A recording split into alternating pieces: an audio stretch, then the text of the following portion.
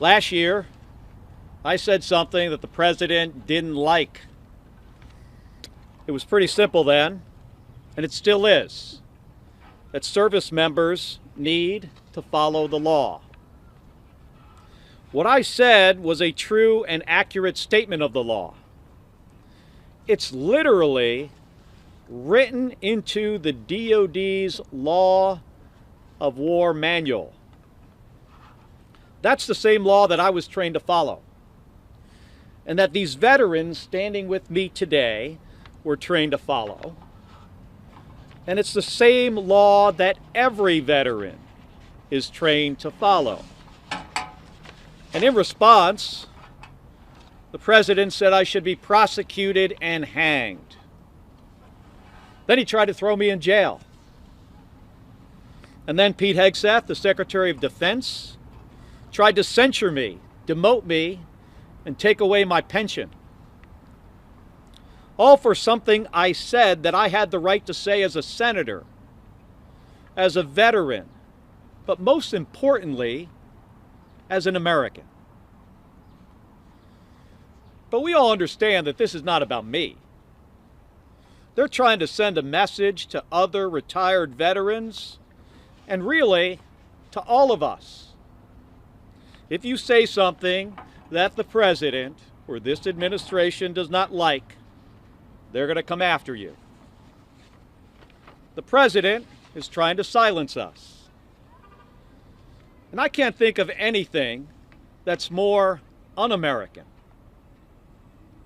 Just like these folks behind me, I signed up to serve our country and protect our freedoms, including the freedom of speech. Most of us joined to be part of something bigger than ourselves, to protect and serve the country we love. I know Donald Trump doesn't understand that. And he doesn't understand us. And sadly, it seems that Pete Hegseth doesn't understand that either. Because even after a federal judge ruled earlier this year that his attempts to silence me were unconstitutional, he wouldn't stop. And today, this administration argued in federal court that not only do I not have the same freedom of speech rights as other Americans, but that the millions of other retired veterans across the country don't either, including many of the individuals standing beside me today. According to them, anytime a retired veteran says something that the Secretary of Defense doesn't like, they can be punished. So the people who have given the most in service to this country wouldn't be free to say what they believe. It's absurd and it's outrageous. It is an outrageous violation of our constitutional rights. One of our most fundamental rights is the right to speak out about the government. It's the right that guarantees all others. And it's how we hold our government accountable.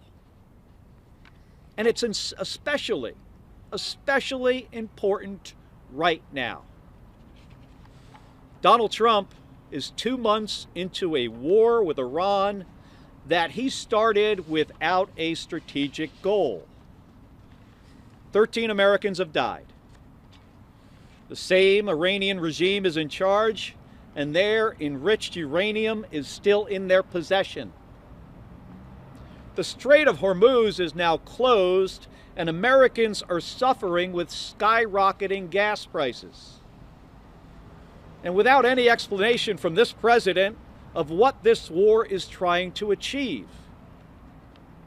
Who better to speak out and share their perspective than the people who served? Retired military members who understand the risks and sacrifice of sending brave Americans into combat, who understand how to use combat power, but also understand its limitations.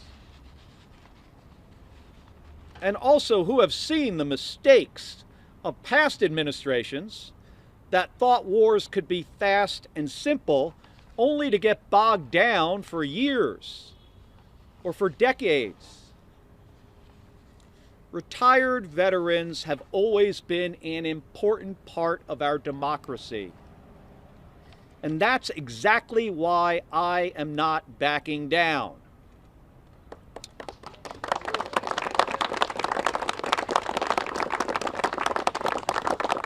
After 25 years in the Navy, I've given too much to this country to be silenced by an administration that does not want to be held accountable. So today, this was a day in court, not just for me, but for the First Amendment rights of millions of us. This administration has bullied and coerced the press, private companies, and universities. The list goes on. But in this case, the President and the Secretary of Defense picked the wrong guy. Because when it comes to our most fundamental rights, I will not back down. Given what's at stake, I appreciate the judge's quick and careful consideration in this case. We have the Constitution and the law on our side.